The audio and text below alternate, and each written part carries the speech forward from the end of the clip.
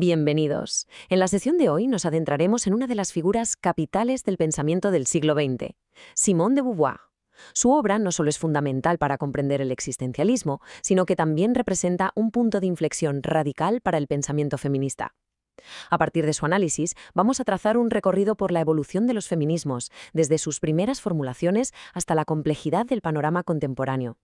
Bien, nuestra hoja de ruta será la siguiente. Iniciaremos el análisis con la pregunta fundacional de Beauvoir que problematiza la propia categoría de mujer. A continuación, abordaremos una distinción conceptual que resulta absolutamente crucial, la diferencia entre sexo y género. Con estas herramientas teóricas emprenderemos un recorrido histórico por las tres grandes olas del feminismo, examinando sus objetivos y sus debates internos. Y concluiremos reflexionando sobre la naturaleza plural del movimiento en la actualidad. Comencemos, pues, por el principio. Todo análisis riguroso del feminismo contemporáneo debe partir de una obra monumental, una obra que verdaderamente supuso un antes y un después en la historia de las ideas. Me refiero, por supuesto, a El segundo sexo, que Simone de Beauvoir publicó en el año 1949. En el corazón de este ensayo de casi 1000 páginas late una pregunta de una simplicidad solo aparente, pero de una profundidad filosófica inmensa. ¿Qué es una mujer? Con este interrogante, Beauvoir no busca una definición biológica, sino que somete a crítica toda una tradición de pensamiento que había dado por sentada la respuesta, naturalizando una serie de roles y atributos sin el menor examen crítico. Y la tesis central, la respuesta que articula toda la obra, es esta célebre afirmación: no se nace mujer, se llega a serlo. ¿Qué significa esto? Significa que la feminidad no es una esencia, no es un destino biológico inscrito en el cuerpo. Es, por el contrario, un constructo. Es el resultado de un largo proceso de aprendizaje social y cultural, a través del cual un individuo biológicamente hembra asimila e interioriza lo que la civilización define como femenino. Para comprender la radicalidad de esta idea, es imprescindible situarla en su marco filosófico, el existencialismo. Beauvoir fue una figura clave de esta corriente que postula que en el ser humano la existencia precede a la esencia. No hay una naturaleza humana predeterminada. Somos, ante todo, libertad. Somos un proyecto que se va construyendo con cada elección. Por lo tanto, al afirmar que se llega a ser mujer, Beauvoir aplica esta tesis a la mitad de la humanidad, negando la existencia de un supuesto eterno femenino que condena a las mujeres a roles inmutables. Ahora bien, para analizar con precisión cómo opera esta construcción social de la feminidad, es necesario introducir una distinción conceptual que se volverá fundamental para todo el feminismo posterior. Hablamos de la diferencia entre sexo y género, un pilar para deconstruir la desigualdad. Observemos con atención este esquema. Por un lado, tenemos el sexo. Este término se refiere a la categoría biológica, a los datos anatómicos y fisiológicos que diferencian a machos y hembras en la especie humana. Es un hecho de la naturaleza. Por otro lado, y aquí reside el núcleo del argumento, tenemos el género. El género no es biológico, es un constructo social, es el conjunto de normas, roles, comportamientos y valores que una cultura determinada atribuye a cada sexo, definiendo lo que considera masculino y femenino. Y esta construcción de género opera asignando dicotomías de valor. Por ejemplo, la fortaleza y la racionalidad se asocian a lo masculino, mientras que la sensibilidad y la emocionalidad se asocian a lo femenino. Estas asociaciones no son inocentes, pues históricamente han establecido una jerarquía. Lo masculino se ha identificado con lo activo, lo público, lo universal, lo que Aristóteles llamaba la forma. En contraposición, lo femenino se ha asociado a lo pasivo, lo doméstico, lo particular, la materia. El mecanismo ideológico que denuncia Beauvoir es, precisamente, la naturalización. ¿En qué consiste? Consiste en hacer pasar por natural, por biológicamente determinado, lo que en realidad es una construcción social y cultural. Se presenta la subordinación femenina no como el resultado de unas estructuras sociales e históricas, sino como el destino inevitable inscrito en su propia biología. Esta es la estrategia fundamental para legitimar y perpetuar la desigualdad. Para que se vea hasta qué punto esta estrategia de naturalización ha calado en la cultura occidental, examinemos esta cita de Immanuel Kant, una de las cumbres de la Ilustración. Para Kant, una mujer intelectualmente brillante es una especie de anomalía, una desviación de su supuesta naturaleza. Llega a decir que podría tener barba, lo cual expresa de forma muy gráfica cómo el pensamiento profundo se consideraba un atributo exclusivamente masculino. Si hasta un pensador de la talla de Kant caía en este prejuicio, podemos imaginar su alcance en el conjunto de la sociedad. Bien, una vez establecidas estas bases conceptuales que nos proporciona Beauvoir, estamos en condiciones de iniciar nuestro recorrido histórico. Retrocedamos ahora en el tiempo para analizar la que se conoce como la primera ola del feminismo. La historiografía suele organizar la evolución del pensamiento y la acción feminista en tres grandes fases u olas. Es un modelo, claro está, con sus limitaciones, pero resulta muy útil pedagógicamente. La primera ola, que surge a finales del siglo XVIII, se centrará en la conquista de derechos. La segunda, inaugurada por Beauvoir en 1949, buscará la igualdad real. Y la tercera, ya en nuestro siglo, pondrá el acento en la diversidad y la interseccionalidad.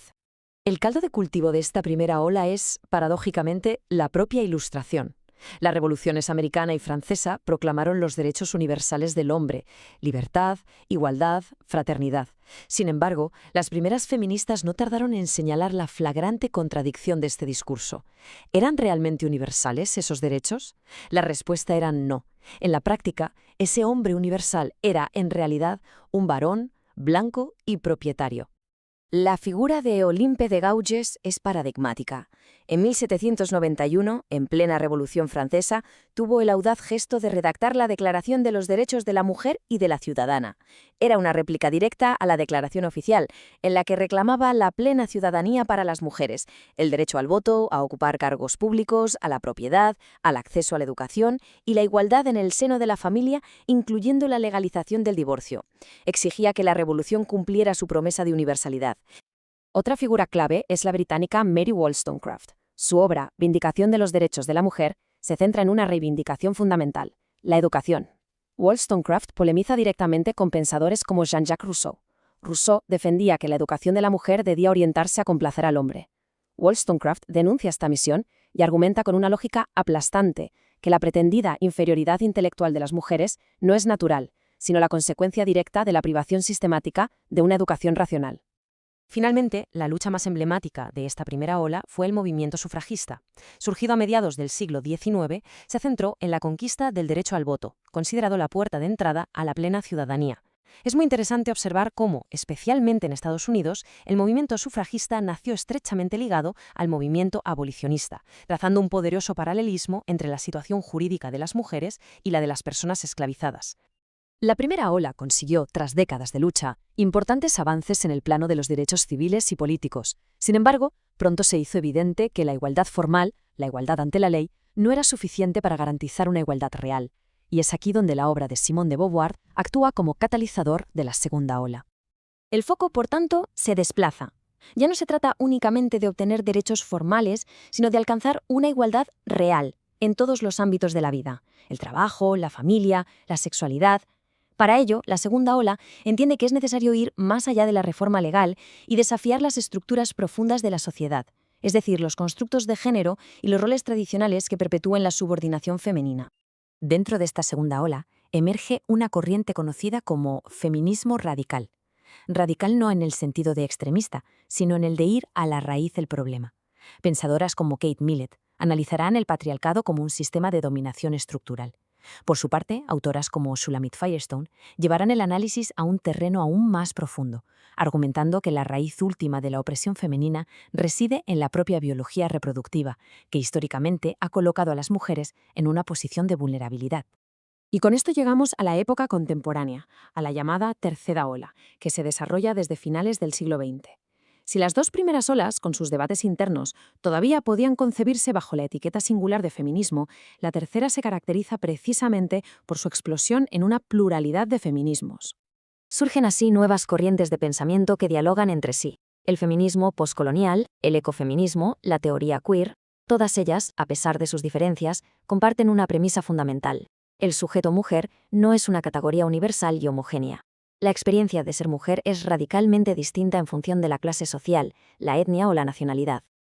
La crítica central que esta tercera ola dirige a las anteriores es precisamente la de haber erigido como universal la experiencia de un sujeto muy particular: la mujer blanca, occidental, heterosexual y de clase media. Se acuña entonces un concepto clave: interseccionalidad. Este término se refiere al modo en que diferentes ejes de opresión, como el racismo o el sexismo, se entrecruzan, creando experiencias de discriminación únicas, que no pueden entenderse por separado. Esta toma de conciencia de la multiplicidad y de la interseccionalidad de las opresiones nos lleva necesariamente a una redefinición del propio movimiento. Pasamos de un paradigma unitario a uno plural. Y esto nos conduce a la pregunta final: ¿qué es tanto una conclusión como una apertura? Si hemos desconstruido la idea de un modelo único y universal de mujer, si reconocemos que las experiencias femeninas son múltiples, ¿puede entonces existir un único feminismo monolítico que hable en nombre de todas? La conclusión que se impone es que el movimiento, para ser verdaderamente inclusivo y eficaz, debe ser necesariamente plural. Debe articularse como un conjunto de feminismos que reconozcan la diversidad de las opresiones y, en consecuencia, la diversidad de las luchas.